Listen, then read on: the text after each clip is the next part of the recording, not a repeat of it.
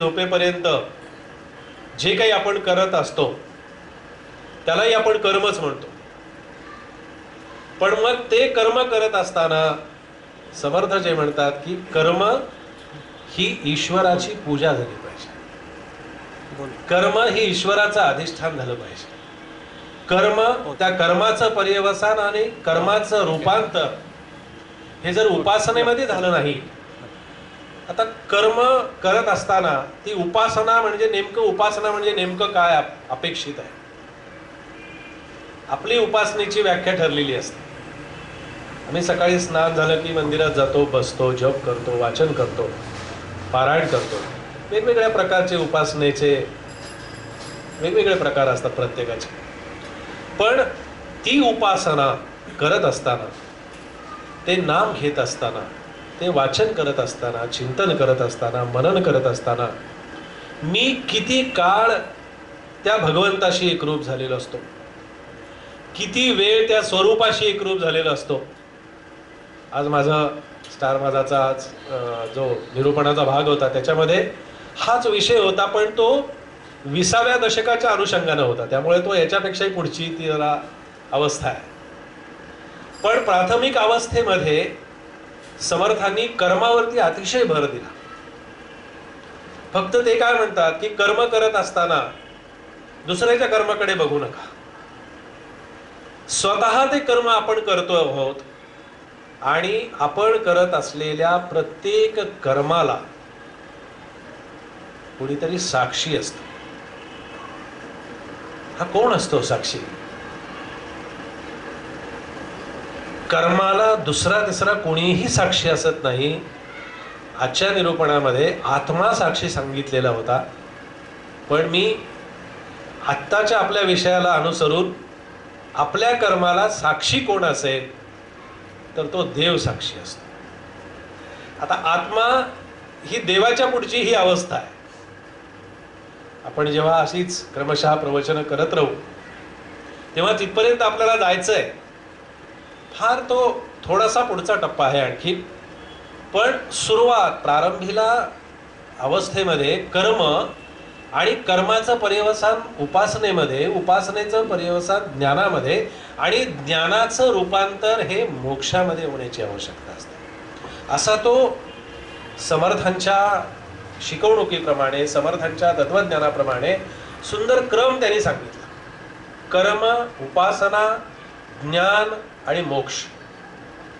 एक जरी विषय आपण असा घेतला की आम्हाला कर्म तर काही चुकवता येत नाही. भगवद्गीतेनं सांगितलं की कर्माशिवाय माणूस जगूही शकत नाही. पाणी पिणं हेही कर्म, भोजन करणं हेही कर्म. फक्त कर्मामध्ये फरक असा आहे की मी ते कर्म देहासाठी करतोय का देवासाठी करतोय. मी ते कर्म माझ्या स्वतःच्या वैयक्तिक स्वरूपाच्या दृष्टीने माझ्या वैयक्तिक कार्यासाठी मी ते कर्म करतोय का ते कर्म आणखीन कोणाला मला बरोबर घेऊन जाणं शक्य आहे मला त्या कर्मासाठी. कर्म आणि कर्माचं रूपांतर उपासनेमध्ये. उपासना म्हणजे नेमकं काय असतं ते आपण पाहणार आहोत. आणि मला एक सहज येताना विचार असा मनामध्ये आला की प्रवचनकार, कीर्तनकार, व्याख्याते, खूप मोठी मोठी लोक आहेत बोलणारी. ते काय करतात, म्हणजे मी सोडू ना, मी मोठा मी कुणी मोठा नाही. ती एका अनुषंगानं एकाच याच्या दृष्टिकोनातून बोलत असतात. तोच विषय ते पुढे नेत असतात.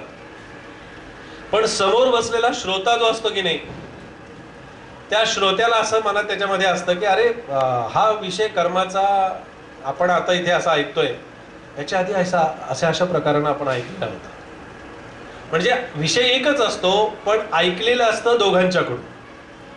त्यामुळे समोर बसलेल्या मंडळींच्या मनामध्ये वेगवेगळ्या प्रकारचे विचार तरंग, वेगवेगळ्या प्रकारच्या शंका आणि वेगवेगळ्या प्रकारचे त्यावेळेला मनामध्ये येणारे प्रश्न असतात, नक्की असतात. तसे आता इथं बसलेल्या मंडळींच्या मनामध्ये प्रश्न आहेत. पण ते प्रश्न जर आपण उघड केले नाही, ते प्रश्न जर विचारले नाही, त्या प्रश्नाची थोडीशी जरी आपण उकल करून घेतली नाही तर मग काय होतं की ते प्रश्न तसेच दबून राहतात. म्हणून प्रवचनाच्या अनुषंगानं अजिबात संकोच करू नका की याला प्रवचन म्हणण्यापेक्षा आपण थोडंसं सत्संग असं म्हणूया. सत्संगातून काय होतं की विचारांची देवाणघेवाण होते, आणि जेव्हा विचारांची देवाणघेवाण होते, विचार जेव्हा ऐकले जातात आणि त्या विचारांच्यावरती काही सांगण्याचा प्रयत्न केला जातो, तेव्हा आपल्या मनातल्या काहीतरी थोडंसं शंकांचं निराकरण होण्याची शक्यता असते. ते होत असतात प्रश्नांचं निराकरण. तेव्हा या अनुषंगानं आता लगेच असं नाही, पण आपला हा विषय सुरू असताना आपण काही वेळ त्याच्यासाठी नक्की देऊ की जर आतापर्यंत आपण काही ऐकलं असेल किंवा आपल्याला काही आपल्या स्वतःच्या उपासनेबद्दल काही शंका असतील, आपल्या स्वतःच्या साधनेबद्दल आपल्याला काही आणखीन काही आपल्याला विचारावंसं वाटत असेल तर आपण नक्की विचारा. म्हणजे काय होईल की त्या अनुषंगानं आणखीन बाकीच्यांनाही त्याच्यातून काहीतरी नक्की घेता येईल. तेव्हा आपण थोडंसं नाम घेऊया, आणि नाम घेत असताना आपल्या चित्तवृत्ती ज्या आहेत या चित्तवृत्ती शांत आणि स्थिर राहतील. थोडंसं ताठ बसूया, भगवंताचं ध्यान करू, आणि भगवंताच्या ध्यानामध्ये भगवंताच्या नामामध्ये आपण एवढा आता जेवढा वेळ इथे बसलेलो आहोत तेवढा वेळ तरी आपण त्याच्या संगतीमध्ये, त्याच्या सान्निध्यामध्ये, परमेश्वराने आपल्याला कशासाठी दिलेलं आहे, काय म्हणून त्यांनी आपली योजना केली असेल. आपण पाहतो नेहमी की समर्थांचे विचार दासबोधामध्ये जेव्हा आपण त्याचं चिंतन करतो, नरदेही आलियाची उचित ते म्हणतात. तुम्हाला नरदेह मिळालेला आहे, मनुष्य जन्म मिळालेला आहे. हा नरदेह, हा जन्म, हा मनुष्य देह किती योनी त्यांनी पार केलेले आहे. समर्थ म्हणाले, 184 फिरलो परी कोठे न सुख लाधलो, दैवयोगे आलो शरण समर्थांसी. केव्हा शरण आलो मी, केव्हा शरण येणं आवश्यक होतं मी, पण जेव्हा या 84 लक्ष योनीतून मी जेव्हा फिरून पुन्हा मी त्या परमेश्वराला शरण गेलो किंवा त्याला शरण जाण्याची मला अंतःकरणापासूनची इच्छा निर्माण झाली. पण ही इच्छा होते ना, त्याला खूप उशीर होतो.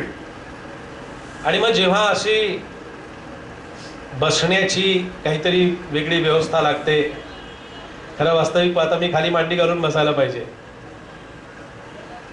पण हे जरा मांडी घालण्यापेक्षा हे जरा बरं वाटलं. आता याच्यापेक्षा आणखीन पुढे जाऊन मग ह्याच्यापेक्षा आणखीन काहीतरी वेगळी व्यवस्था असावी असं वाटेल. म्हणून हे शरीर, हे मन, ही बुद्धी, हे चित्त जेव्हा जोपर्यंत ते कार्यरत आहे, जोपर्यंत ते कार्य करत आहे, तोपर्यंतच या आयुष्याची जोपर्यंत एक मर्यादा आहे, एक आयुष्य रेषा म्हणून ज्याला म्हणतात, ती परमेश्वरानं प्रत्येकाची जन्माला त्यानं घालत असताना, जन्म देत असताना त्यांनी त्याची आयुष्य रेषेची मर्यादा निश्चित केलेली आहे. आणि ही आयुष्याची मर्यादा जेव्हा त्यांनी निश्चित केलेली असते तेव्हा ती रेषेची मर्यादा आपल्याला माहिती असत नाही. ते म्हणतात ना, नाही क्षणाचा भरवसा किंवा सरेल वयसा, जैसे पक्षी दाही दिशा उडून जाती. हे जीवन आपल्याला सांगतो केवळ एकमेव आनंद आणि आनंद घेण्यासाठीच दिलेला आहे. मग का आम्ही आनंद घेऊ शकत नाही, का आम्ही समाधानी राहू शकत नाही, का आमच्या चित्तावरती त्या परमेश्वराच्या चितलहरी आमच्या अंतःकरणावरती आणि आमच्या मनावरती सतत ते भगवंताचं अनुसंधान का राहत नाही. त्याचं कारण काय असतं, तर त्याचं कारण दुसरा तिसरा कोणीही असत नाही. त्याचं कारण आपण स्वतः असतो. आणि जेव्हा मी स्वतःला प्रश्न विचारतो की हे विचार मी मांडतो आहे, हा विचार मी सांगण्याचा प्रयत्न करतो आहे, त्यावेळेला मला असं आतून उत्तर येतं की जोपर्यंत तो विषय तुला बोलावासा वाटतोय, जोपर्यंत तुला हा विषय सांगावासा वाटतोय, तोपर्यंत खऱ्या अर्थानं तो विषय तुला समजलेलाच नाही. आयुष्य हेची रत्नपेटी, म्हणजे रत्नानं भरलेली पेटी किती आपण जपून ठेवत असतो. मौलिक रत्न असतात आणि ती रत्नाची पेटी अगदी इतकी उशाला घेतो आपण, इतकी सांभाळ तिचा करतो, इतकी जीवापाड तिला जपतो. आपण कशाला जपतो? आपण सगळ्या नाशिवंत वस्तूंना जपत असतो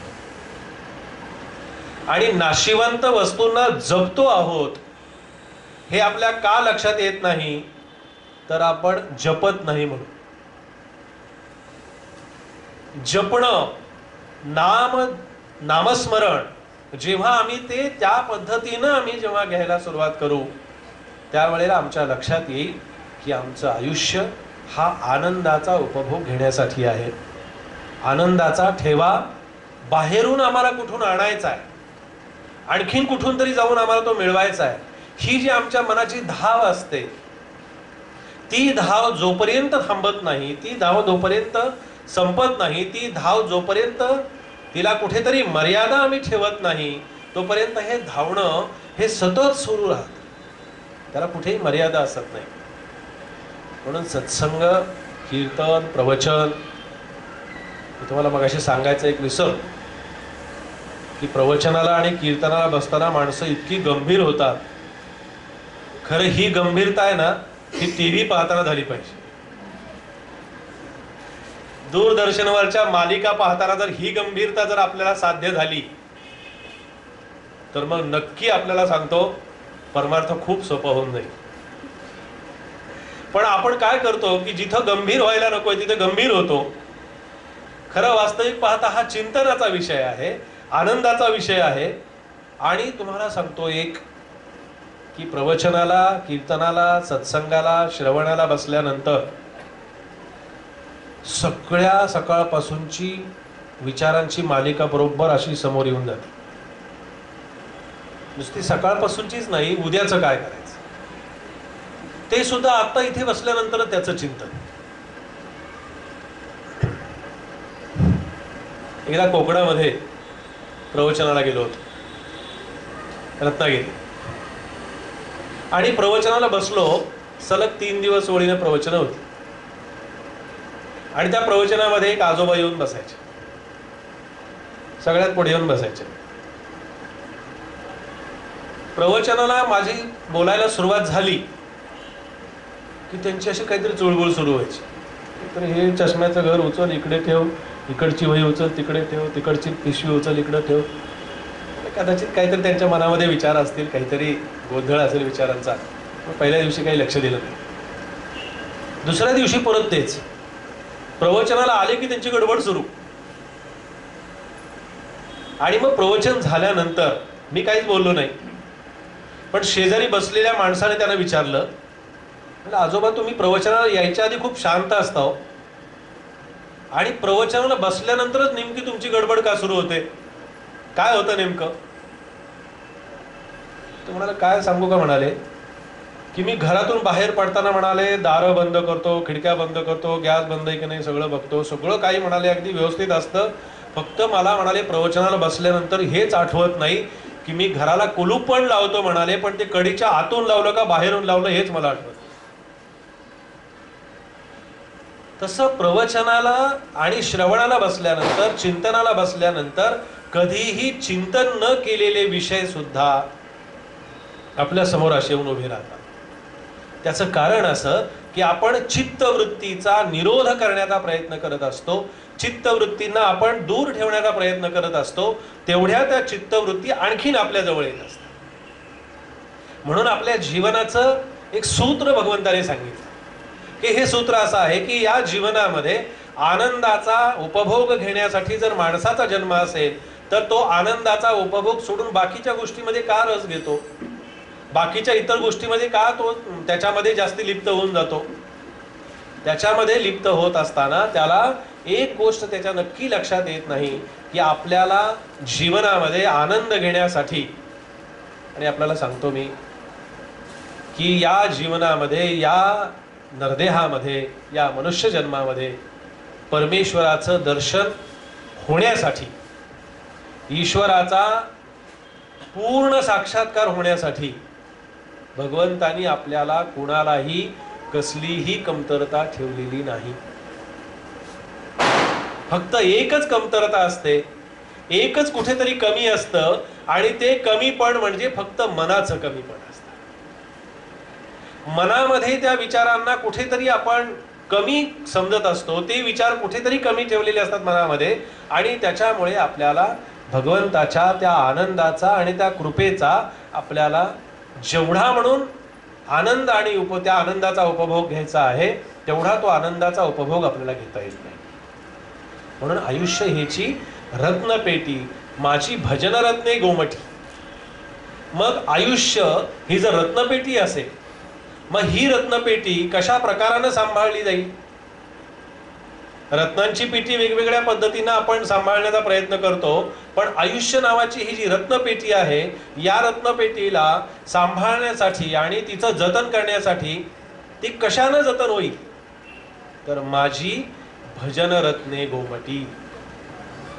फक्त ईश्वराच्या भजनानं, ईश्वराच्या स्मरणानं, ईश्वराच्या चिंतनानं ती रत्नपेटी जतन करता येते. अन्यथा ती आयुष्याची रत्नपेटी भजनाशिवाय आणि भगवंताच्या चिंतनाशिवाय जतन करणं किंवा जतन करून ठेवणं हे शक्य होत नाही. म्हणून ईश्वरी अर्पुनिया लुटी आनंदाची करावी असं म्हटलेलं आहे. ईश्वराला आपलं प्रत्येक कर्म, जेव्हा आपण सकाळी उठल्यापासून, मगाशी आपण पाहिलं की सकाळी उठल्यापासून तो रात्री झोपेपर्यंत आपल्या प्रत्येकाच्या परमार्थाबद्दलच्या, अध्यात्माबद्दलच्या खूप वेगवेगळ्या कल्पना असतात. अगदी सोप्यात सोपा प्रकार आपल्याला मी सांगेन की हे आपल्याला बसणं, वाचन करणं, चिंतन करणं हल्लीच्या धावपळीच्या जीवनामध्ये सगळ्यांना जमतं, सगळ्यांना शक्य होतं असं नाही. पण एक करणं मात्र नक्की शक्य होतं की सकाळी उठल्यापासून तो रात्री झोपेपर्यंतचं प्रत्येक कर्म जे आहे, हे प्रत्येक कर्म आपण भगवंताला नक्की अर्पण करू शकतो. त्यात काही अवघड असत नाही. आणि कर्माशिवाय आपण राहू शकत नाही. आणि ते कर्म करत असताना ईश्वराच्या चरणावरती ते कर्म अर्पण केल्यानंतर त्या कर्माला किंवा त्या कर्माचा परिणाम आपल्याला कुठल्याही प्रकारानं भोगावा लागत नाही. फक्त ते कर्म त्यांना अर्पण करण्याची आवश्यकता आहे. ते कर्म त्यांना त्यांच्या ठिकाणी समर्पण करण्याची आवश्यकता आहे. म्हणून कर्म आणि त्या कर्माचं फळ, त्या कर्माचा परिणाम, त्या कर्माचं पर्यवसान, आपण पाहिलं की कर्माचा परिणाम ही उपासना झाली पाहिजे. मग ती उपासना कशा प्रकारची असेल? तर ती उपासना म्हणजे सकाळपासूनचं आपलं आध्यात्मिक जे चिंतन असतं, जे आपण परमेश्वराचं पूजन करतो, अर्चन करतो, वाचन करतो, मनन करतो. फक्त काय करतो आपण? ते करत असताना माझं आजचं वाचन झालं नाही याची मला दिवसभर रुखरुख लागते. माझं आजचं चिंतन राहून गेलं, माझं आजचं चिंतन माझं झालं नाही, अशीही मला रुखरुख लागलेली असते. त्याच्यावरती समर्थ असं म्हणतात की ते कर्म करत असताना, कोणतंही कर्म करत असताना, ते कर्म करत असताना नाम आणि त्या नामाचं चिंतन ते करण्यासाठी कुठल्याही परिस्थितीत, स्थळ काळाची आणि कुठल्याही प्रकारानं कुठल्याही बंधनाची तिथे कुठलीही बंधनं ठेवलेली नाही. म्हणून कर्माचा परिणाम हा उपासनेमध्ये व्हावा. मग ती उपासना कशा प्रकारची असेल? तर उपासनेचा मोठा आश्रयो, उपासनेविण निराश्रयो, आणि उदंड केले तरी तो जयो प्राप्त नाही. जेव्हा ती उपासना ही माझ्या अंतःकरणामध्ये जाऊन रुजते, ती उपासना मला जोपर्यंत माझ्या अंतःकरणामध्ये पर्यंत जाऊन रुजत नाही, तोपर्यंत मला त्या उपासनेचा आनंद मिळत नाही, त्या उपासनेचं समाधान होत नाही. त्या उपासनेशी मी जोपर्यंत एकरूप होत नाही, तोपर्यंत मला त्या उपासनेचं फळ जे मला मिळत असतं, पण हे उपासनेचं फळ आहे हेही माझ्या लक्षात येत नाही. म्हणून समर्थांचा दासबोध आणि समर्थांचे विचार जेव्हा आपण चिंतन करत असतो, आता नेहमीचा विषय असतो माझा की चिंतन करण्यासाठी आपल्याला खूप काही करावं लागतं, बराच प्रयत्न त्यासाठी करावा लागतो. पण चिंता करण्यासाठी काही करावं लागेल. अहो, चिंता आमच्या समोर अशी अगदी उभी असते, पण चिंतन करण्यासाठी जरूर प्रयत्न करावे लागतात. म्हणून समर्थ म्हणाले की कशाचं चिंतन करणार, त्याच्यासाठी त्यांनी वेळ सांगितली. प्रभाते मनी रामचिंतित जावा. त्या प्रभातीच्या समयी, प्रभातीच्या वेळेला रामाचं चिंतन कर. म्हणजे मग रामाचं चिंतन करत असताना तुला तुझं आयुष्य जे आहे, हे आयुष्य किती मोलाचं आयुष्य आहे, किती महत्वपूर्ण आयुष्य तुला दिलेलं आहे. आणि या आयुष्यामध्ये जर त्या भगवंताची आणि तुझी जर भेट झाली नाही, जर ईश्वराचा आणि तुझं एकमेकाच्या समोर येऊन तुझी जर गाठभेट झाली नाही, तर हे आयुष्य हा जन्माला आला तसा निघून गेला असं होईल. इतर प्राण्यांच्या मध्ये आणि मनुष्य प्राण्यामध्ये नेमका काय फरक राहिला मला सांगा. इतर प्राणीही कर्म करतात, इतर प्राण्यांनाही सर्व काही लागतं. मग इतर प्राण्यांच्या मध्ये जेव्हा ती तुलना समर्थांनी केली, तुलना म्हणण्यापेक्षा इतर प्राण्यांचं समर्थांनी जेव्हा महत्व वर्णन केलं, की अहो म्हणाले पशुपक्षी सुद्धा, झाडावरची पानावरची आळी सुद्धा, चार पायाचे प्राणी सुद्धा विचारपूर्वक पाऊल टाकतात. आणि मनुष्य जन्म मिळूनही जर आपण त्या मनुष्य जन्माचं सार्थक करून घेतलं नाही, त्या मनुष्य जन्माचं महत्व आपल्या लक्षात आलं नाही, तर मग आपल्या जीवनाचं सार्थक किंवा आपल्या जीवनाची इतिकर्तव्यता आणि आपल्या जीवनाची सफलता आपल्याला अनुभवता येत नाही. म्हणून 12 वर्षाचं पुरश्चरण कशा परिस्थितीमध्ये केलं, सुरुवात कशी झाली. जेव्हा ते पुरश्चरण तर दूर, ठीक आहे, पुरश्चरणाचा विषय नंतरचा होता, पण मनामध्ये जेव्हा आलं ते वय तर असं होतं की ज्या वयामध्ये मुलांना तो विषय पण माहिती नसतो, त्या विषयाचं बिलकुल ज्ञान असत नाही, अशा वेळेला जेव्हा श्रेष्ठांच्याकडे अनेक शिष्य भक्त यायचे अनुग्रहासाठी. आज मुद्दाम हा प्रसंग अशासाठी सांगतो, याचा शनिवारचा दिवस आहे म्हणून. आणि श्रेष्ठांचा अनुग्रह घ्यायची मंडळी आणि निघून जायची. हे नारायण म्हणजे समर्थ जे होते ना, हे बारकाईनं पाहत होते की मंडळी येतात, दादा त्यांना अनुग्रह देतात, त्यांना गुरुमंत्र देतात, त्यांना दीक्षा देतात, आणि ही मंडळी इतक्या समाधानाने निघून जातात.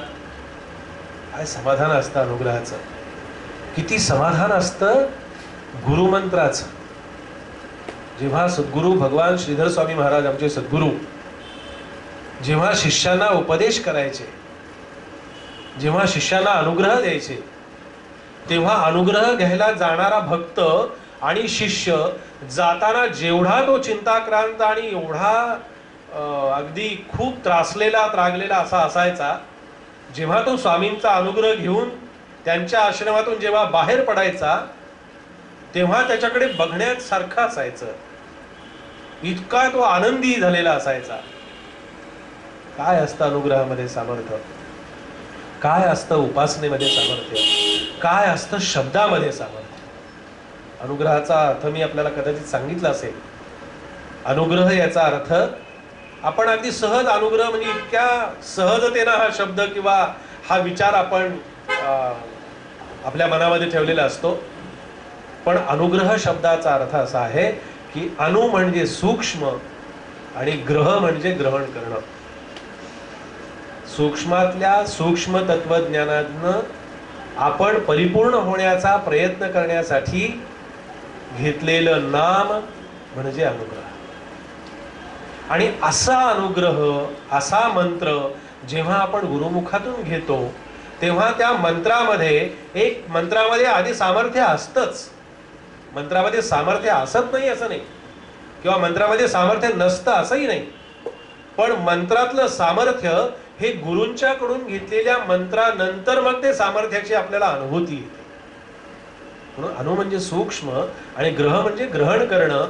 असं सूक्ष्मातलं सूक्ष्म तत्वज्ञान जो ग्रहण करतो त्याला अनुग्रह असं म्हणतात. ही मंडळी अनुग्रह घेऊन बाहेर पडायची आणि नारायण ते पाहायचं. एक दिवस असं मनामध्ये आलं बघा की एवढ्या सगळ्या लोकांना दादा अनुग्रह देतात, मग मला का देत नाही, मला का देणार नाही. गेला श्रेष्ठांच्याकडे, समर्थ श्रेष्ठांच्याकडे गेले आणि श्रेष्ठांच्याकडे गेल्यानंतर सांगितलं की दादा तुम्ही जसा इतर बाकीच्यांना अनुग्रह देता तसा मलाही अनुग्रह द्या. बघा प्रत्येकाचे सद्गुरू हे ठरलेले असतात. शेजाऱ्याने याच्याकडून घेतला म्हणून दुसऱ्याने त्याच्याकडूनच घ्यायचा, किंवा त्याच गुरूंचा एकाच गुरुचे सगळ्यांनी अनुग्रह घ्यायचे असतात, किंवा घेता येतात किंवा घ्यावेत असा अजिबात अर्थ असत नाही.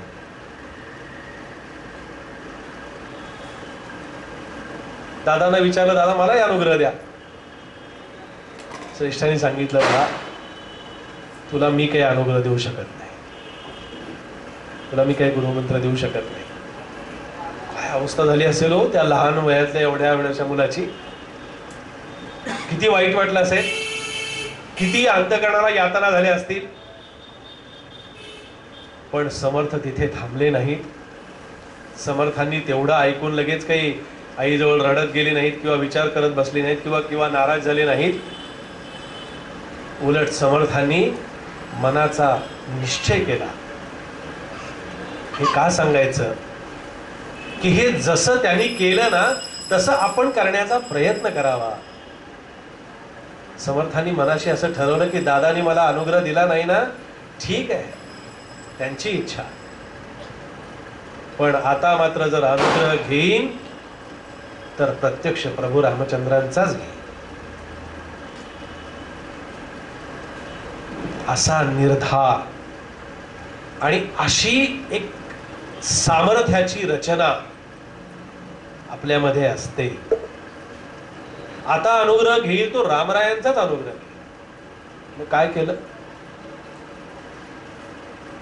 जांबेला वेशीच्या बाहेर असणार एक मारुतरायांचं मंदिर आहे. आपण जांब पाहिलंय का? तुम्ही थोडस बोललात तर म्हणजे काय होईल मला नक्की कळेल की तुम्ही जागे आहात आणि जागेवर आहात. जांब पाहिलंय का आपण? नाही पाहिलं नाही. वेशीच्या बाहेर अतिशय सुंदर मारुतीचं मंदिर आहे. इतकी जागृती आहे की आजही जर आपण त्या मंदिरामध्ये गेलो तर एक 2 मिनिट जर आपण तिथे ध्यानाला बसलो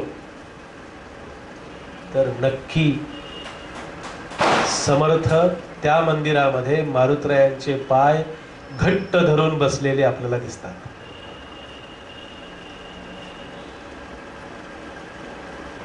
घरातून निघून गेले आणि मंदिरामध्ये मारुतरायांच्या गेले. घडलेला इतिहास आहे, घडलेली घटना आहे. नुसती सांगोवांगी चरित्रातली किंवा कोणीतरी सांगितलेली वगैरे नाही. मारुतरायांच्या मंदिरात गेले, मारुतरायांना नमस्कार केला, साष्टांग नमस्कार केला आणि नमस्कार करून जे खाली साष्टांग नमस्कार करून मारुतरायांचे पाय घट्ट धरले आणि मारुतरायांना सांगितलं भक्ताचा अधिकार एवढा असू शकतो. इथं बसलेल्या सुद्धा मारुतरायांना सांगितलं की मारुतराया रामाचं दर्शन जोपर्यंत होत नाही, रामराय मला जोपर्यंत मला तारक मंत्राचा उपदेश करत नाही तोपर्यंत मी तुझे पाय सोडणार नाही. पायाला घट्ट मिठी मार. आता पाषाणाची मूर्ती, मारुतराय बोलणार का? मारुतराय लगेच त्याच्या पाठीवरून हात फिरून बर बाबा बर ठीक आहे तुला रामाचं दर्शन पाहिजे ना, बर होईल तुला दर्शन. असं लगेच घडेल का? असं लगेच होऊ शकतं का? मारुतरायांचे पाय घट्ट धरले. मारुतराय मारुतरायांच्या जागेवर, हे आपले तिथे पायाला मिठी मारून पडलेले. रात्रीचे 12 वाजले. काही नाही, इकडे नाही तिकडे नाही, आवाज नाही, काही नाही काही नाही. रात्री 12 वाजता एकदम असा हुंकार झाला, एकदम असा भुभुकार झाला. मोठं प्रचंड वडाचं झाड आहे, त्या झाडातून, त्या बुंध्यातून असा एक प्रकारचा आवाज आला आणि त्या मूर्तीतून मारुतराय प्रत्यक्ष प्रगट झाले. समर्थांच्या डोक्यावरून हात फिरवला. बाळा काय करतोयस? अरे रामाचं दर्शन, रामाचा अनुग्रह मागतोयस. समर्थांना उठवलं. समर्थ उठून बसले. मारुतरायांचं प्रत्यक्ष स्वरूप पाहिलं, नमस्कार केला आणि मारुतरायांना सांगितलं की मला रामाचंच दर्शन हवं आहे. आता मारुतरायांना काय अवघड आहे, लावला त्यांनी मोबाईल लगेच. मी नेहमी सांगतो की नाही, आम्ही पण मोबाईल लावतो, आम्ही पण सारखा फोन लावण्याचा प्रयत्न करतो, सारखे ते आउट ऑफ कव्हरेज, नाहीतर बंद, स्विच ऑफ. आमचं तिथपर्यंत जातच नाही हो, आवाजच पोहोचत नाहीये. का पोहोचत नाही? काय कमी आमच्यामध्ये? कसली कमतरता आहे? काय कमी आहे? आमच्यामध्ये कसलीही कमतरता नाही, हे पहिल्यांदा लक्षात घ्या. आणि तेच आम्ही मनाचं कमीपण किंवा मनामध्ये असं ठेवलेलं की नाही हो बुवा, आम्हाला नाही जमणं शक्य नाही, आम्हाला होणं शक्य नाही, आम्हाला हे करणं शक्य नाही, असं कदापि होणं शक्य नाही. मारुतरायांना प्रार्थना केल्याबरोबर मारुतरायांनी रामरायांचं स्मरण करता क्षणी प्रत्यक्ष प्रभू रामचंद्र त्या मंदिराच्या आवाराच्या तिथे समोर उभे आहे. घनश्याम राम लावण्य रूपी, महाधीर गंभीर पूर्ण प्रतापी, करी संकटी सेवकाचा कुढावा, प्रभाते मनी रामचिंतित जावा. रामराय समोर उभे राहिले. रामरायांचं दर्शन घेतलं, रामरायांना साष्टांग नमस्कार केला आणि रामरायांनी प्रत्यक्ष नारायणाला म्हणजे समर्थांना जवळ घेतलं आणि त्रयोदशाक्षरी मंत्राचा श्रीराम जय राम जय जय राम या महामंत्राचा समर्थांना प्रत्यक्ष उपदेश केला. तू म्हणाल बुवा या घटनेला आधार काय? या घटनेचा आधार आजही आपल्याला जांबेला पाहायला मिळतो की जेव्हा रामरायांनी समर्थांना अनुग्रह दिला आणि अनुग्रह दिल्यानंतर एक सुंदर असं एक ताम्रपत्र जे समर्थांना प्रसाद रूपानं दिलं, ते आजही आपण जर जांभेला गेला तर तिथे पाहण्याची व्यवस्था आहे. देशपांड्यांचं राम मंदिर जन्माचं ठिकाण वेगळं आहे, दुसऱ्या ठिकाणी जन्म झाला. शंकर श्रीकृष्ण देवांनी जिथे समर्थांचा जन्म झाला बरोबर त्याच ठिकाणी, त्याच खोलीमध्ये, त्याच ठिकाणी समर्थांची मूर्ती उभी केली. एकदा आपण जांभेला जायचं का? सगळे नाही आवाज आले. ते ताम्रपत्र आजही आपल्याला जांभेला पाहण्याची व्यवस्था आहे. जांभेचं मला आज का कोणास ठाऊक जांभेचं मुद्दाम खूप प्रकर्षानं स्मरण झालं की त्या जांभेच्या राम मंदिरामध्ये समर्थ जो दंडामध्ये मारुती बांधत होते, आता तो दंडातला मारुती म्हणजे असा एवढा मोठा आहे, तो असा एका हाताने उचलत नाही. तो दंडातला मारुतीही आज आपल्याला जांभेला पाहायला मिळतो. जसं भोजनाच्या पंक्ती बसल्या होत्या, आपण चरित्रामध्ये गोष्टी ऐकलेल्या आहेत पण पाहिलेलं नाहीये.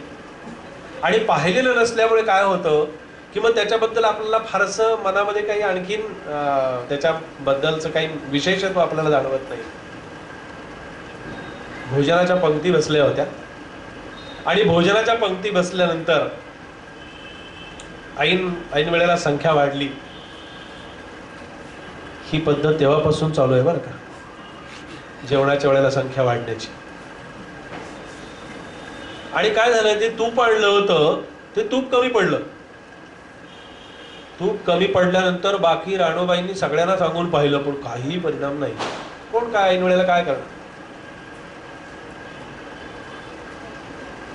वनस्पती तुपाचा फारसा शोध लागलेला नव्हता. गेले आतमध्ये कपाटात की काढली पिशवी आणि फोडली, ठेवली गॅसवर. राणूबाईंच्या लक्षात आलं की हा, याच्यावरती एक उपाय आहे आणि तो उपाय म्हणजे नारायण. नारायणाला हाक मारली. कुठेतरी बाहेर खेळत बसले होते. नारायणा नारायणा इकडे म्हणाले. नारायणाला हाक मारल्याबरोबर समर्थ पळत पळत आले आणि सांगितलं, आई काय काय काय पाहिजे, काय झालं? अरे नारायणा बघ, आता ते तुपाचं तूप कमी पडलं. पूर्वी आजही आहे काही ठिकाणी, असं नाही, पण अन्नशुद्धी म्हणून त्या भातावरती अन्नावरती तूप घातल्याशिवाय किंवा तूप वाढल्याशिवाय भोजनाची पंगत बसत नसे. अशी पूर्वीची एक प्रथा आजही आहे काही घरामध्ये. तूप वाढल्याशिवाय पंगत सुरू करता येत नव्हती. आणि राणूबाई एकदम अस्वस्थ झाले की आता तूप वाढलं नाही तर भोजनाची पंगत सुरू होणार नाही. भोजनाची पंगत सुरू झाली नाही तर भोजनाला बसलेली माणसं उठून गेली तर आपल्याला त्याचा दोष लागेल. अशा विचारांनी राणूबाई चिंताक्रांत झाल्या आणि समर्थांना हाक मारली. समर्थ म्हणाले, काय आई, काय काय झालं? तर राणूबाईनं सांगितलं, नारायणा अरे पंक्तीला तूप कमी पडलंय, ते तूप आणायची काहीतरी व्यवस्था कर कुठून तरी. नारायणाने काय केलं सांगू का आपल्याला? नारायणाने घरातली घागर घेतली आणि समोरच्या त्या वाड्यातल्या विहिरीच्या तिथे आडामध्ये तिथे गेला, त्याला दोर बांधला आणि ती घागर जी होती कळशी ती सोडली पाण्यात आणि ती काढली भरून, घाटाने अशी भरून काढली आणि तिकडे घरात घेऊन गेला आणि आईला सांगितलं, आई हे घे तू. म्हणाल, बुवा ह्याला आधार काय? प्रत्येक गोष्टीला आम्ही आधार मागतो ना, हा फार मोठा आधार झालाय सध्या. त्याला आधार आजही जांभेला आहे. आपण जर जांभेच्या राम मंदिरामध्ये गेलो, राम मंदिरामध्ये जर तिथे आपण पाहिलं तर ही गुठी जी पाण्याची म्हणून भरून काढलेली घागर जी तुपाची झाली होती, ती घागरही आज आपल्याला पाहायला मिळते. समर्थांच्या वेळचं, समर्थांच्या पूजेतलं रामपंचायतनही आपल्याला त्या ठिकाणी पाहायला मिळतं. हे मी आपल्याला का सांगितलं की या सगळ्या ज्या गोष्टी आहेत, या सगळ्या वस्तू आजही त्या ठिकाणी जतन करून ठेवलेल्या आहेत. जशा सज्जनगडावरती अनेक वस्तू जतन करून ठेवलेल्या आहेत, तशा तिथेही जतन करून ठेवलेल्या आहेत. सांगायचा विषय असा होता की समर्थांना प्रत्यक्ष प्रभू रामचंद्रांचं दर्शन झालं, प्रत्यक्ष प्रभू रामचंद्रांचा अनुग्रह मिळाला आणि तो अनुग्रह झाल्यानंतर समर्थांच्या चित्तवृत्तीमध्ये जो आधीपासून तर जन्मतःच ते ईश्वरी म्हणून अवतार म्हणून जन्माला आलेले होते, पण तरी सुद्धा त्याच्यामध्ये आणखीनही पुढे वाढ होत गेली. आणि मग त्याच वेळी समर्थांनी आपल्या जीवनाचं एक ध्येय निश्चित केलेलं होतं की आता प्रपंच करीन तर तो राष्ट्राचा प्रपंच करीन, आता प्रपंच करीन तर तो विश्वाचा प्रपंच करीन, आता चिंता करीन तर ती विश्वाची चिंता करेन. अशा प्रकारचा संकल्प हा समर्थांनी आपल्या संपूर्ण जीवनाचा संकल्प केलेला. तसा जीवनाचा संकल्प हा ईश्वरी दर्शनामध्ये जेव्हा आम्ही निश्चित करू आणि ईश्वराचं दर्शन हे आमच्या जीवनाचं साध्य आहे असं जेव्हा आम्ही नक्की करू, त्यावेळी आम्हाला समर्थांचे समर्थ विचार नक्की पडते. आणि समर्थांचे समर्थ विचार जेव्हा आम्ही अंतःकरणामध्ये किंवा आमच्या मनामध्ये त्याचं जेव्हा चिंतन करतो, तेव्हा आमच्या मनाला, आमच्या वृत्तीला आलेली मरगळ जी असते ती मरगळ एकदम निघून जाते. आणि जेव्हा समर्थांचे विचार आमच्या समोर येतात की सामर्थ्य आहे चळवळीचे, जो जो करीर तयाचे, परंतु तेथे भगवंताचे अधिष्ठान पाहिजे. ते अधिष्ठान म्हणजे नेमकं काय असतं ते आमच्या लक्षात येतं. म्हणून समर्थांचा दासबोध वाचत असताना किंवा आयुष्याचा विचार करत असताना आनंदाचा ठेवा ज्याच्या जीवनामध्ये सत्संग आहे, ज्याच्या जीवनामध्ये हे अध्यात्म जीवनाची संधी ज्याच्या जीवनामध्ये ज्याला उपलब्ध झालेली आहे, त्याच्या जीवनाचा आनंद हा खऱ्या अर्थानं आनंद असतो. जिसको जीवन में मिला सत्संग है उसे हर घडी आनंद ही आनंद है. म्हणून ज्याच्या जीवनामध्ये ही सत्संगाची, हा सत्संग ज्याच्या जीवनामध्ये ज्याला साध्य होतो, ज्याच्या जीवनामध्ये हे सत्संग जो आहे, हा सत्संग जो उतरवण्याचा प्रयत्न करतो, त्या सत्संगातूनच आपल्याला ईश्वरी दर्शनाचा आनंद घेता येतो. आणि हा ईश्वरी दर्शनाचा आनंद हा प्रत्येकाला भगवंताने ही संधी उपलब्ध करून दिलेली असते. प्रत्येकाला आपल्या जीवनाचं एक साध्य म्हणून आपल्या समोर ठेवलेलं असतं. आणि अशा जीवनामध्ये, अशा सफलतेमध्ये आपण आपलं आयुष्य या प्रपंचामध्ये, या भौतिक व्यवहारामध्ये, या विषयांच्या मध्ये आपण ते आयुष्य असं ढकलत असतो. आपलं आयुष्य म्हणजे ती एक ढकलगाडीच असते. पण कसं तरी आपलं आयुष्य जगावं आणि त्या आयुष्यामध्ये, त्या जीवनामध्ये आनंदाचा उपभोग आपल्याला घेता येऊ नये याच्यासारखं दुसरं दुःख कोणतंही असत. म्हणून समर्थांनी त्यासाठी टाकळीची तपश्चर्या, टाकळीचं साधन आणि ते करत असताना बघा समर्थही त्याच मार्गानं किंवा त्याच अनुषंगानं गेलेले आहेत. समर्थ किंवा इतर बाकीचे संत आपण जेव्हा पाहतो त्यांच्या संतांच्या जीवनामध्ये जे अशा प्रकारचे प्रसंग घडले, समर्थांनी टाकळीला तपश्चर्या सुरू केली, उपासना सुरू केली, साधन सुरू केलं. आणि साधन सुरू केलं तरीही समर्थांच्या मनामध्ये समर्थांची विचारचक्र जी होती ती विचारचक्र म्हणजे समर्थांची करुणाष्टक. ती करुणाष्टक आपल्या समोर येतात आणि समर्थांच्या मनाची अवस्था त्या करुणाष्टकांच्या माध्यमातून कशी व्यक्त होते. समर्थ रामरायांना प्रार्थना करत होते, अनुदिनी अनुतापे तापलो राम राया, परम दिन दयाळा नीरसी मोह माया. म्हणजे आरंभ कुठं केलेला आहे? उपासनेला केलेला आहे, साधनेला प्रारंभ केलेला आहे, तपश्चर्येला प्रारंभ केलेला आहे. पण तपश्चर्येला प्रारंभ केलेला असला तरी सुद्धा मागच्या जीवनातल्या घटनांच्याकडे जेव्हा समर्थांचं मन त्या घटनांच्याकडे जातं तेव्हा समर्थ त्या करुणाष्टकांच्या माध्यमातून आपल्या समोर समर्थांचे विचार व्यक्त होतात आणि समर्थ ही करुणाष्टक आपल्या समोर ठेवतात. अशा जीवनामध्ये, अशा सत्संगामध्ये, अशा आध्यात्मिक जीवनामध्ये आपल्याला ईश्वरी दर्शनाची लुटी काय असते, ईश्वरी दर्शनाचं सार्थक काय असतं, ईश्वरी दर्शनाची सफलता काय असते, ती सफलता कळण्यासाठी आपल्याला जे साधन दिलं, जी उपासना दिली, जे नाम दिलं, जे वाचन करण्याची किंवा अध्यात्म जीवन जगण्याची संधी ईश्वरानं उपलब्ध करून दिली. आपल्या जीवनामध्ये आपण असं का कमी आपण स्वतःला समजावं, असं का आपल्या मनामध्ये यावं की मला हे करणं शक्य नाही, मला हे जमणं शक्य नाही, मला हे करण्याची इच्छा असूनही मी ते करत नाही. आज मी पाहतो जेव्हा सगळीकडे अगदी प्रत्येक घराघरामध्ये माणसाची मनो आणि माणसाच्या मनामध्ये असणारा विचारांचा प्रवाह किंवा विचारांची त्यांच्यामधली जर अवस्था पाहिली माणसांची, किती लहान लहान मुलं, किती लहान लहान मुलं असतात पण ती सुद्धा इतकी सहजगत्या म्हणून जातात की बुवा आज आम्ही फार टेन्शन मध्ये आहोत, तणावाखाली आहोत. हा तणाव, हे चिंतन किंवा ही चिंता जी आहे, ही चिंता आपल्या मनामध्ये निर्माण होण्याचं नेमकं काय कारण असतं? चिंता कोण निर्माण करतं? आपणच आपल्या मनाने चिंता निर्माण केलेली असते, आपणच आपल्या मनाने ताणतणाव निर्माण केलेले असतात. घडणाऱ्या जीवनामध्ये घडणाऱ्या प्रत्येक घटना, जीवनामध्ये घडणारे सगळे विषय आणि जीवनामध्ये घडणाऱ्या प्रत्येक प्रसंगाला ईश्वर साक्षी असतो. आपल्याला असं वाटतं की वाचन करत असताना, जप करत असताना आपण दुसऱ्याला फार तर सांगू की बा आमचं खूप छान ध्यान लागतं, आमचं मन त्याच्यामध्ये रमतं.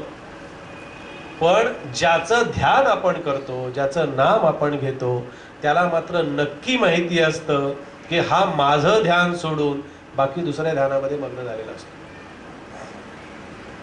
नामाच्या माध्यमातून, उपासनेच्या माध्यमातून, स्मरणाच्या माध्यमातून, चिंतनाच्या माध्यमातून, आणि मी नेहमी सांगतो की जेव्हा आध्यात्मिक जीवन जगायला माणूस प्रारंभ करतो, साधनेला आरंभ करतो, तेव्हा त्याच्या त्रासामध्ये नक्की वाढ होते.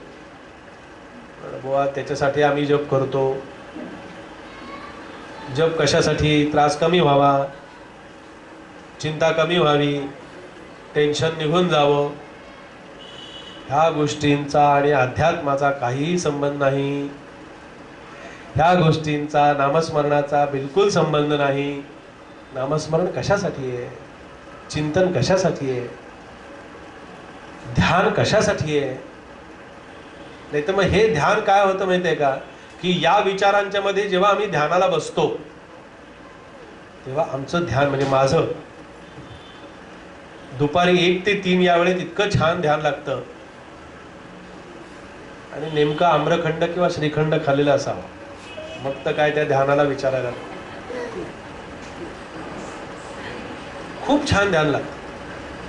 आणि मग ध्यानामध्ये समर्थांनी म्हटलंय, हो असं ध्यान लागतं म्हणजे नेमकं काय होतं? समर्थ म्हणाले, ध्यान मिसे निद्रा लागे. अरे काय घेऊन बसलाय? मला ध्यान लागतं, मी एकांतामध्ये जातो, मी स्मरणामध्ये जातो, मी त्या चिंतनामध्ये आनंद घेतो. तो आनंद घेतल्यानंतर, ते ध्यान लागल्यानंतर, त्या नामामध्ये मला खरी गोडी मिळाल्यानंतर मला सांगण्याची वृत्ती जोपर्यंत जागी असते माझी, तोपर्यंत माझं खरं ध्यान असत नाही, खरं चिंतन असत नाही, खरं नामस्मरण घडलेलं असत नाही. की ज्या नामस्मरणाबद्दल मी सांगूच शकत नाही, ज्या ध्यानाबद्दल मी बोलू शकत नाही, ज्या भक्तीमध्ये आपण रममाण होतो, ज्या भगवंताच्या भक्तीमध्ये रममाण व्हावं, अशा रीतीनं जेव्हा समर्थांनी असं म्हटलं की भक्तीचे नियोगे देव निश्चये पावती मानव, ऐसा आहे अभिप्राव ये ग्रंथी. म्हणजे या ग्रंथामध्ये भक्तीशिवाय दुसरं काहीही नाही. मग भक्ती आकळीला दयाघन, भक्ती आकळीला म्हणजे नेमकं काय असतं? रुक्मिणीने एका तुलसी दलाने गिरीधर प्रभू तुळीला म्हणजे नेमकं काय असतं? तेव्हा ती भक्ती जी आहे, ही भक्ती ही आमच्या जीवनाचं साध्य असलं पाहिजे. भक्ती ही आमच्या जीवनाचा एक आधार असला पाहिजे. भक्ती ही आमच्या जीवनाचा पाया असला पाहिजे. म्हणून त्या भक्तीच्या माध्यमातून आम्ही ज्यांना पाहण्याचा प्रयत्न करू. म्हणून साधनेला सुरुवात केली, उपासनेला प्रारंभ केला की शेजारी इतका खडबडून जागा होतो आणि तो मग काहीतरी बडबडायला लागतो. मग तो असा का बडबडतो हे आमच्या मनामध्ये येतं. हा एक उपासनेतला व्यत्यय असतो बरं, हा एक साधनेतला व्यत्यय असतो की तो बडबडतोय ना, ज्या अर्थी माझ्या साधनेची त्यांनी दखल घेतलेली आहे त्या अर्थी माझी उपासना बरोबर चालली.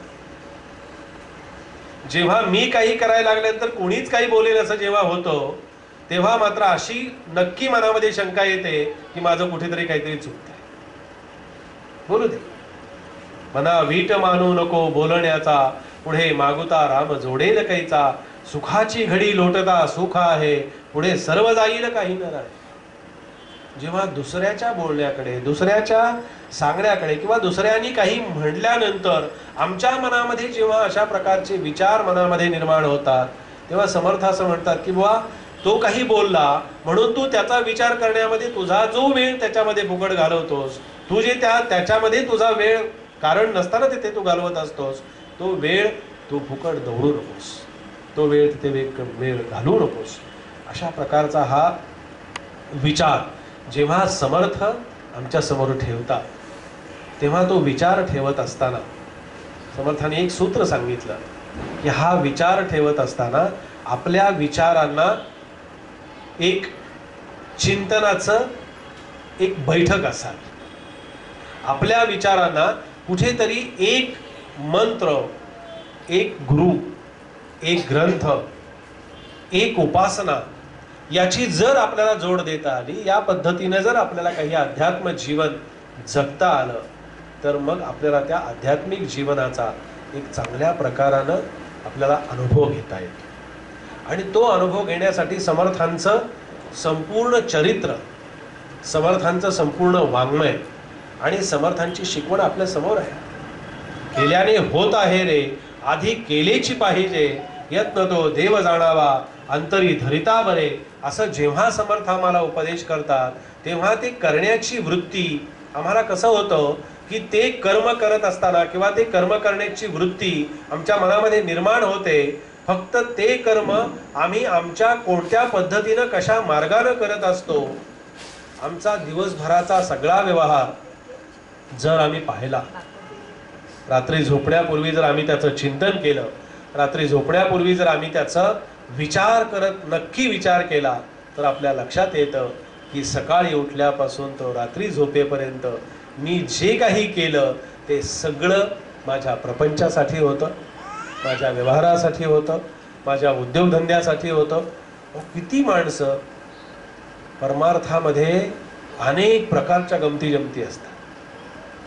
मंदिरामध्ये मी तर नेहमी सांगतो, मंदिरामध्ये जेव्हा माणसं जातात तेव्हा मंदिरामध्ये गेल्यानंतर जसं काही त्यांना असं वाटतं की अहो इतके वर्ष आम्ही गुरुवारची आरती कधीही चुकवलेली नाही, त्याचाच अहंकार. इतके वर्ष आम्ही सातत्यानं भगवंताचं ध्यान करतो आहोत, त्याचाच अहंकार. म्हणजे ज्या अहंकारापासून, ज्या अहमच्या वृत्तीपासून आम्हाला बाजूला व्हायला सांगितलं, कारण ही अहंची वृत्ती जी आहे, ही अहंची वृत्ती आम्हाला नेहमी अध्यात्मामध्ये घातक ठरते. समर्थ म्हणाले, अहंकार विस्तारला या देहाचा, स्त्रिया पुत्र मित्रादिके मोह त्यांचा, बळे भ्रांती हे जन्म चिंता हरावी, सदा संगती सज्जनाची धरावी. गोंदवलेकर महाराजांनी फार सुंदर विचार आपल्या समोर मांडला. म्हणाले, रामावरती कसं प्रेम करावं, भगवंतावरती किती प्रेम करावं, कशा प्रकारचं प्रेम रामावरती असावं. महाराजांचं एक फार सुंदर वेगळेपण होतं की साध्या साध्या व्यवहारातल्या दृष्टांतांनी ते इतक्या सुंदर रीतीने विचार समजावून सांगायचे की ते म्हणाले, बाईचं साईवर जेवढं प्रेम असतं ना, तेवढं तिने रामावरती केलं की राम नक्की तिला प्रसन्न होईल. किती प्रेम असतं माहितीये का तुम्हाला? आता सगळ्यांना माहिती आहे, पण तुमच्यापेक्षा थोडं मला जास्ती माहिती. तुम्हाला सांगितलंय की नाही माहित नाही मला, तर घडलेला आहे घटना, चेंबूरची नाही, ह्या कुटुंबातली तर अजिबात नाही. प्रवचनाच्या कार्यक्रमाला गेलो होतो आणि स्वयंपाकघरामध्ये छोटंसंच घर, बसायची व्यवस्था अशी, समोर गॅसचा कट्टा आणि समोर खुर्च्या मांडलेल्या. आता चहाची आवड तर खूप आहे मनापासून. चहा कोणी विचारला की कधी नाही म्हणायचं नाही. चहा घेणार का म्हटलं हो. चहा घ्यायसाठी बोलवलं. गॅसच्या कट्ट्यासमोर दोन खुर्च्या मांडल्या होत्या, त्या घराचे यजमान आणि बसलो खुर्च्या. बाईंनी चहा ठेवला. चहा ठेवल्यानंतर साखर टाकली, चहा पावडर टाकली, तो चहा उकळला. काय झालं कुणास ठाऊक, रोज त्या बाईंचा नियम होता की थोडीशी जरी दुधावर साय आली की ती लगेच काढून घ्यायची, दुसऱ्या भांड्यात टाकायची आणि परत दूध गॅसवर. काय झालं त्या दिवशी, ते दिवसभर साय काढायचे लक्षातच राहिले आणि चहा ठेवलेला, चहा उकळला, ते गॅसवरती असं ते दूध घालायचं. आता त्या बाईने साईकडे बघितल्यानंतर त्यांचा चेहरा इतका बघण्यासारखा झाला. आणि काय झालं तुम्हाला सांगतो, घडलेलं आहे बरं का, म्हणजे उगीच आपलं काही कथा सांगायची म्हणून सांगत. ते दुधाचं पातेलं असं धरलं, चहामध्ये दूध टाकायचं. आता त्या बाईंनी तुम्हाला सांगतो एवढी जोरात फुंकर मारली त्या दुधावरती की ती साय बाजूला झाली खरी, पण चहाची चवच बदलून गेली. काय इतकं प्रेम, इतकं प्रेम. म्हणून महाराजांनी ना कुठं पाहिलं असेल हो हे, कुठं त्यांनी हे सगळं बारीक निरीक्षण केलं असेल. म्हणून ते म्हणाले, बाई तुझं जेवढं साईवरती प्रेम असतं ना, तेवढंच माझ्या रामावरती कर. रामावरती प्रेम करायला शिका, भगवंतावरती प्रेम करायला शिका, ईश्वरावरती प्रेम करायला शिका. ईश्वरावरचं प्रेम, भगवंतावरचं प्रेम जे आहे ना, हे प्रेमच आपल्याला पहिल्या तीरावरती घेऊन जात असतं. म्हणून अंतःकरणामध्ये जेव्हा अंतःकरणाला जेव्हा रुक्षता येते ना, तेव्हा आपल्याला कशातच रस लागत नाही, कशातच रस वाटत नाही. अंतःकरण हे भगवंताचं, त्याला आळवण्याचं, ओळखण्याचं, पाहण्याचं, अनुभवण्याचं एक सुंदर अशा प्रकारचं यंत्र आतमध्ये बसवलेलं आहे. आणि भगवंत त्या अंतःकरणामध्ये जाऊन बसलेला असतो. कसं जपावं त्याला, कसं पाहावं, कसं अनुभवावं, नेहमी दृष्टांत देतो की जसं आपल्या घरामध्ये आपलं घर किती आपल्याला छान असावं असं वाटतं की त्याला बाहेरून रंग दिलेला असावा, घरातूनही रंग दिलेला असावा, कुठेही छान ते असं उगीच खराब झालेलं नसावं, असं आतून बाहेरून सुंदर असं सजवलेलं नटवलेलं अशा प्रकारचं घर असावं असं आपल्याला वाटतं. आणि इतक्या चांगल्या घरामध्ये राहण्याचा आनंद आपल्याला मिळतो की नाही? चांगलं घर असेल तर चांगल्या घरामध्ये नक्की मिळतो आनंद. म्हणून मी नेहमी सांगतो की जर अशा साध्या घरामध्ये, अशा सुंदर घरामध्ये आपल्याला राहायचा किंवा राहण्यासाठी जो आनंद वाटतो, तसं हे जे घर आहे ना, हे नरदेह रूपी घर, हे देहरूपानं नटलेलं घर, हे घर किती स्वच्छ असावं, किती चांगलं असावं. मग काय म्हणाले बुवा, ते घर स्वच्छ करण्यासाठी काही साधनं वगैरे? अजून तर काही टीव्ही वरती कुठे जाहिरात आलेली नाहीये त्याची, हे घर स्वच्छ करण्याची. हे घर स्वच्छ करण्यासाठी कोणतंही इतर बाहेरचं साधन आणि बाहेरची सामग्री कशाचीही त्याला आवश्यकता नाही.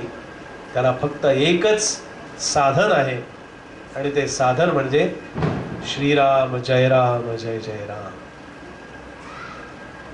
त्या नामस्मरणानं, जपानं, उपासनेनं अंतःकरण शुद्धी होते. आपला फार गैरसमज आहे. खूप मनामध्ये विकल्प असतात, खूप मनामध्ये वेगवेगळ्या प्रकारचे विचार तरंग असतात. मी नेहमी सांगतो की बा, महाराजांच्याकडे एक जण आला आणि म्हणाला, झालं की माझा 13 कोटी रामनाम जप. एवढा आविर्भावामध्ये बोलत होता, जोरजोरामध्ये. झालं म्हणाले, खूप खूप दिवस झाले 13 कोटी जप पूर्ण होऊन, अजूनही म्हणाल रामाचं दर्शन नाही. एवढ्या जोरात भांडायला, अरे काय त्यांच्यासाठी केलंस बाबा तू?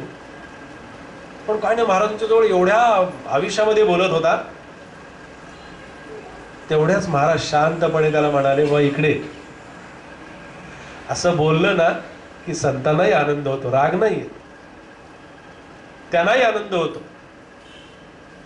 कारण त्याच्या रागातून त्याला नक्की ते जाणवतं की हा राग हा त्या प्रेमातून निर्माण झालेला आहे, रामाच्या प्रेमातून निर्माण झालेला राग आहे. रामाचं दर्शन होत नाही म्हणून राग आलेला आहे. महाराज म्हणाले, बघ तुला इकडे जवळ बैस म्हणे, तुला सांगतो. महाराजांनी त्याला जवळ बसवलं आणि जवळ बसवल्यानंतर त्याच्या डोक्यावरती हात ठेव. डोक्यावरती हात ठेवल्यानंतर म्हणाले, आता काय रे तुला आठवतंय? म्हणाला, महाराज म्हणला जेव्हापासून मी 13 कोटीचा संकल्प केला, 13 कोटी रामनाम घ्यायला सुरुवात केली, आणि म्हणाला जपाला जशी सुरुवात केली तसं मला असं वाटायला लागलं की मी जप करतोय म्हणजे रामावरतीच उपकार करतोय. आणि म्हणाले, बायको आजारी पडली की मी लगेच रामाकडे जायचो आणि सांगायचो की हिला एवढी बरी कर बाबा. बरं, आता कसं असतं की व्यवहारामध्ये आपल्याला जेव्हा बँकेमध्ये आपला काहीतरी जमा असते, काही बॅलन्स असतो, पण अगदी अगदी आत्मविश्वासानं चेक सोडत असतो. आत्मविश्वासानं कोणाला काही द्यावंसं वाटलं तर देत असतो. तसं साधनेचा आणि उपासनेचा बॅलन्स जर आपला जमा असेल तर भगवंतही विचार करत नाही किंवा ठीक आहे तुझी इच्छा आहे ना, तुला असं पाहिजे ना, लगेच तो देऊन टाक.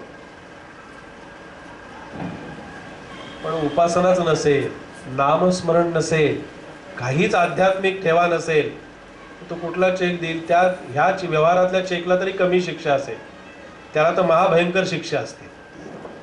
ती शिक्षा परवडणारी नसते. म्हणून ईश्वराच्या सत्तेनं जेव्हा आपण जीवन जगतो तेव्हा लक्षात ठेवा, जन्माला येताना तो जीव जे प्रारब्ध घेऊन जन्माला येतो त्या प्रारब्धाबद्दल आपल्याला कधीही कल्पना असत नाही. त्या बरोबर आणलेल्या साधन सामग्रीचं, की ज्याला समर्थांनी गाठोडं शब्द वापरला, गाठोडं शब्द वापरला, की तो म्हणाले येताना तुझं जे आणलंयस ना संचिताचं गाठोडं ते पहिल्यांदा आधी सोडव. काही काही लोक मला प्रश्न विचारतात की ते संचिताचं गाठोडं सोडवण्यासाठी आयुष्य आहे का? हो य. मग आत्ता म्हणाले आता त्याचा विचार आम्ही का करायचा, मग आता आम्ही कसंही वागू, वागा, पुढच्या वेळी परत मग गाठोड्याचं आकारमान मोठं.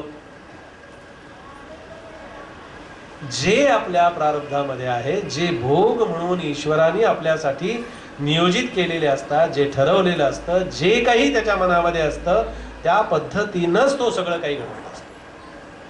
कुठल्याही प्रकारची तडजोड, कुठल्याही प्रकारचा, म्हणून महाराजांनी फार सुंदर सांगितलं बघा विचार. महाराज असं म्हणाले की भगवंताजवळ काय मागू म्हणाले. जेव्हा एक जण विचारायला गेला काय मागू म्हणाले मी, तर महाराज म्हणाले बघ ऐकणार आहेस का तुम्ही सांगितलेलं. त्यांना सुद्धा जरा शंका असते बरं कुठेतरी, हा आता विचारतोय पण नंतर तिथे गेल्यानंतर बदलला तर काय सांगावं. तुला खरंच म्हणाले सांगू का, रामाजवळ गेलास, राम जर प्रसन्न झाला आणि रामाने जर तुला विचारलं ना तुला काय पाहिजे ते मागून घे, तू फक्त म्हणाले रामाजवळ एकच माग आणि एकच फक्त त्याला सांग की रामा जेवढं म्हणून माझं प्रारब्ध आहे ना तेवढी माझ्यामध्ये ताकद आहे ना तोपर्यंत ते प्रारब्ध तू भोगून घे. म्हणून प्रारब्धाचे भोग भोगताना जेवढ्या आनंदानं आपण भोग भोगू तेवढा ईश्वराला आनंद होत असतो. ईश्वराला वाईट वाटतं काय या माणसाला हा भोग भोगत असताना. त्या तेच महाराजांनी सांगितलं की म्हणाले ते जो रामाजवळ तेच मागणं मागायचे की रामा जेवढं काही राहिलं असेल ना ते सगळं माझ्या नावावर टाक आणि मला भोग भोगू दे, मला दुःख भोगू दे. कारण दुःखामध्ये जेवढी तुझी तीव्रतेनं मला आठवण होते तेवढी सुखामध्ये होत नाही, तेवढी ऐश्वर्यामध्ये होत नाही, तेवढी मी चैनीत असताना मला ती सुखाची अनुभूती येत नाही. साध्या साध्या व्यवहारातल्या गोष्टी असतात, साध्या अगदी साध्या. एकदा मी आपल्याला सांगितलं असेल कदाचित की आपण कसं करतो, एखादी घटना घडली की त्या घटनेकडे एवढ्या गांभीर्यानं पाहतो, इतक्या गांभीर्यानं पाहतो. एकाला महाराजांनी काय केलं होतं, त्यांच्या पादुका दिल्या होत्या पूजेसाठी, पादुकांची पूजा कर. काय झालं, तो पादुकांची पूजा कर म्हटल्यानंतर रोज अभिषेक करायला लागला. अभिषेक रोज करून करून त्याला पंचामृत घालून त्या पादुकांचा एक दिवस तो अंगठाच निघून गेला. इतका अस्वस्थ झाला, इतकं वाईट वाटायला लागलं, इतका रडायला लागला, इतका हे करायला लागला, अपशकून झाला, अपशकून झाला, अपशकून झाला. गेला महाराजांचा. महाराज तुम्ही दिलेल्या पादुकांचा अंगठा तुटून पडला. महाराज हसायला लागले. आता इथे काय हसण्यासारखं होतं, महाराज हसायला लागले. म्हणाले अरे किती चांगलं झालं, म्हणाले तुला माहिती आहे का. काय म्हणाले महाराज तुम्ही असं कसं म्हणता हो, किती चांगलं झालं, किती वाईट झालं आणि तुम्ही म्हणता किती चांगलं झालं. ज्याला आपण चांगलं झालं म्हणतो ना त्याला ते वाईट झालं म्हणतात आणि ज्याला आपण वाईट झालं म्हणतो त्याला ते चांगलं म्हणतात. हा त्यांच्यातला आमच्यातला फरक असतो. ते म्हणाले किती चांगलं झालं. म्हणाले का, सांगा तरी काय झालं, चांगलं चांगलं म्हणजे काय झालं नेमकं. म्हणाले अरे त्या पायाचा अंगठा तोडून पडला, याचा अर्थ म्हणाले मी आता लंगडा झालो आणि तुझ्या घरातून मला आता जाता येणार नाही, मी तुझ्या घरातच मुक्कामाला राहीन.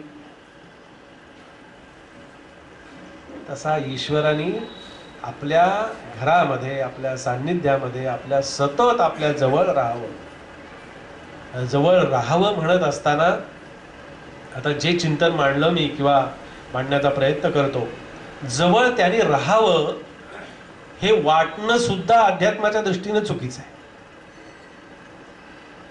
आहेच आहे जवळ.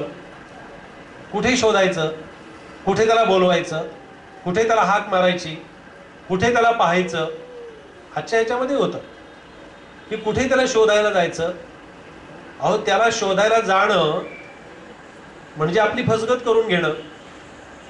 त्याला शोधायचा म्हणजे तो एखाद्या ठराविक कुठे ठिकाणी आहे का, तर अजिबात नाही.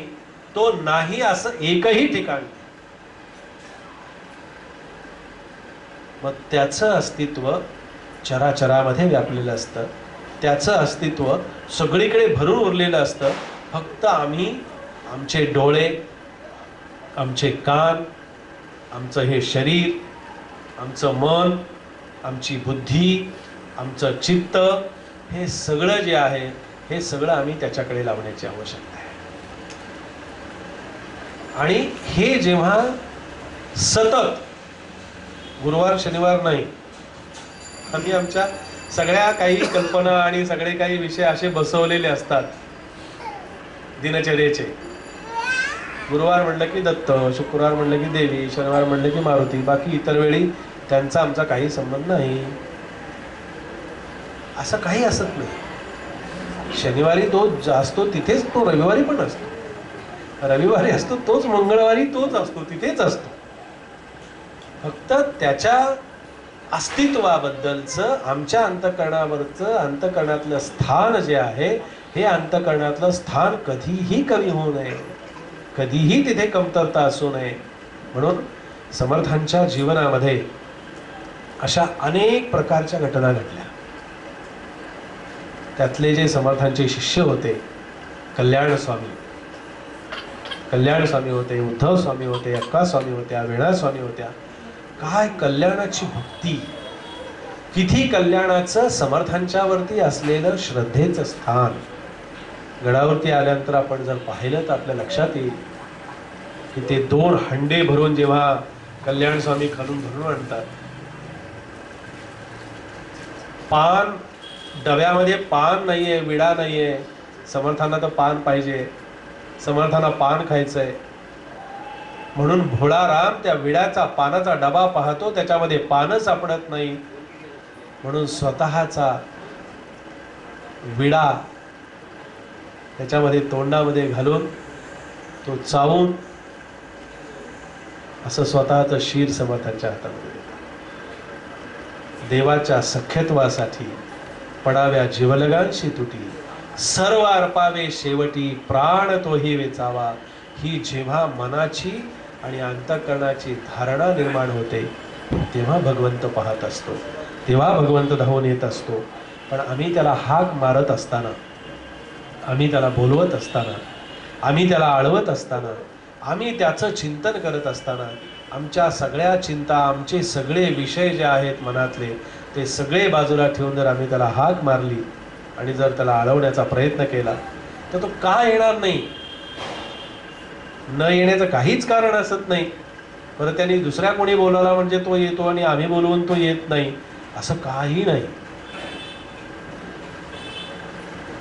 लोक असं म्हणतात, लोग कहते हैं भगवान आते नहीं, द्रौपदी की तरह तुम बुलाते नहीं, द्रौपदी की तरह तुम बुलाते चलो, कृष्ण गोविंद गोपाल गाते चलो. त्याला हाक मारायची ती अशी मारा की मी हाक मारतोय. पण महाराजांनी फार सुंदर सांगितलं, नाम कुठवर घ्यायचं म्हणाले, किती नाम घ्यावं, किती नामस्मरण करावं. महाराजांनी एका वाक्यात सांगितलं की जोपर्यंत मी नाम घेतो आहे असं तुला वाटतं तोपर्यंत तुझं नाम माझ्यापर्यंत पोहोचत नाही. मी नाम घेतोय याचं मला जेव्हा विस्मरण होईल, तू म्हणाला बुवा फारच छान सांगितलं, आम्ही रोज विसरतो, आम्हाला ते विसरणं वेगळं, ते विसरणं वेगळं आणि हे विसरणं वेगळं. काही लोक ते रामकृष्ण परमहंसांची गोष्ट सांगितली की म्हणाले, रे वा की छान, महाराजांना काली मातेचं दर्शन झालं तसं आम्हालाही दर्शन होईल. कारण काली मातेच्या समोर पेढे ठेवले की म्हणाले आम्हीच पेढे खाऊन बसतो. रामकृष्णांची अवस्था तशी झालेली होती. नुसता नैवेद्य ग्रहण करत नव्हते, नुसता आहार स्वतःमध्ये गळ्यामध्ये घालत नव्हते. तर मी आपल्याला सांगतो, जेव्हा रात्रीची संध्याकाळची सायं आरती जेव्हा काली मातेची व्हायची, तेव्हा जशी ती काली मातेची आरती सुरू झाली रे झाली की इकडे रामकृष्ण परमहंस रडायला लागायचे. का बरं? काली मातेला म्हणायचे, आई आज सगळा दिवस असाच्या असा निघून गेला, संध्याकाळची आरती सुरू झाली, पण आई मला तू आज भेटली नाही, मला तू दर्शन नाही दिलं, आज मला आज तुझं स्वरूप नाही पाहता आलं. आई माझी तुझी आज भेट नाही झाली म्हणून रडायला लागायचे. असं कधी आम्ही रडतो? रडणं हा विषय काही नवीन आहे का? रडणं हा विषय फार कठीण आहे का? पण यासाठी आम्ही रडत नाही, आमची रडण्याची कारणं वेगळी असतात.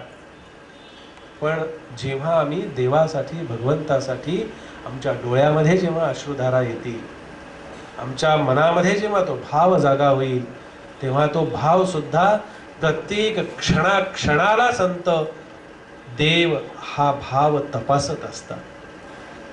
उगीच नाही समर्थ म्हणाले, जरी भाव असला माईक तरी देव होय महाठक, नवल तयाचे कौतुक जैसास तैसा. लोग कहते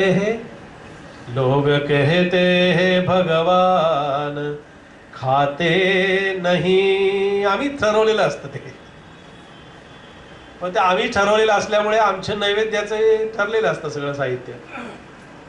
काय करायचं म्हणाल, तो किती त्याला नैवेद्य दाखवला तरी तो नैवेद्य घेतच नाही. उगी एवढं मोठं ताट भरायचं, तिथे न्यायचं आणि परत घरी आणायचं. त्यापेक्षा एवढी वाटी आपली ठेवलेली बरी. पण एक ना एक दिवस आपल्या साधनेमध्ये, उपासनेमध्ये, आपल्या नियमामध्ये सातत्य आहे की नाही हे सुद्धा ईश्वर पाहत असतो. आपल्या मनातला भाव क्षणाला तपासत असतो.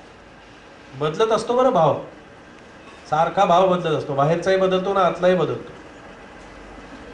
बाहेरचा भाव बदलतो की नाही? आतलाही भाव बदलतो, अंतःकरणातलाही भाव बदलतो. म्हणून जसा आहार घ्यावा, जसं अन्न ग्रहण करावं, तशा अन्नाप्रमाणे विचार आणि वृत्ती निर्माण होते. एक तुम्हाला समर्थांच्या जीवनातली घटना सांगतो आणि पूर्ण करतो, मी आपला जास्त वेळ घेत नाही. समर्थ एका भक्ताकडे जेवायला गेले. खूप आग्रह केला, रामाचा नैवेद्य झाला, समर्थ जेवायला बसले. भोजन वगैरे झालं, जोडी अशी बाजूला ठेवून दिली, भोजन वगैरे झालं. आणि भोजन झाल्यानंतर समर्थांना पाणी पिण्यासाठी चांदीचा तांब्या आणि फुलपत्र दिलेलं होतं. जेवण झालं आणि जेवण झाल्यानंतर त्या तांब्यातलं समर्थ पाणी प्याले. आणि पाणी प्याल्यानंतर समर्थांना असं वाटलं की हा चांदीचा तांब्या आपल्या झोळीत टाकावा.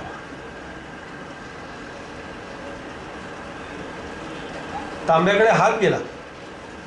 हा तांब्या म्हणाला आपल्या झोळीत टाकून आपण हे तांब्या आणि फुलपत्र घेऊन जाऊ.